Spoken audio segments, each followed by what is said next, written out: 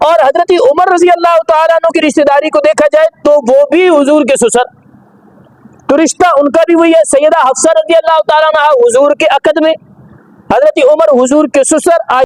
اور دوسرا رشتہ اگر حضرت علی کے ساتھ دیکھا جائے تو سیدنا علی رضی اللہ تعالیٰ عنہ کی صاحبزادی سیدہ ام کلثوم بنت علی سیدہ فاطمہ کے بطن سے ہے، ان کا نکاح ہوا سیدنا عمر رضی اللہ تعالیٰ عنہ سے۔ تو گویا کہ بات یوں بن گئی کہ علی عمر کے سسر ہیں، نبی علی کے سسر ہیں، عمر نبی کے سسر ہیں۔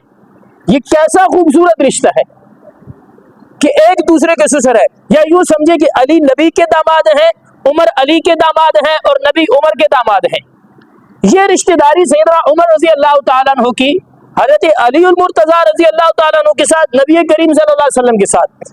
بات آئے سیدنا عثمان غنی رضی اللہ تعالیٰ عنہ کی، تو حضرت عثمان کے عقد میں نبی کی دو بیٹیاں سیدہ ام کلثوم اور سیدہ رقیہ رضی اللہ تعالیٰ عنہ، تو حضرت علی کے ہوئے ہم زلف جسے سانڈو کہتے ہیں، اور حضرات حسنین کریمین کے حضرت عثمان ہوئے خالو، حضرت فاطمہ رضی اللہ تعالی عنہا کے ہوئے بہنوئی۔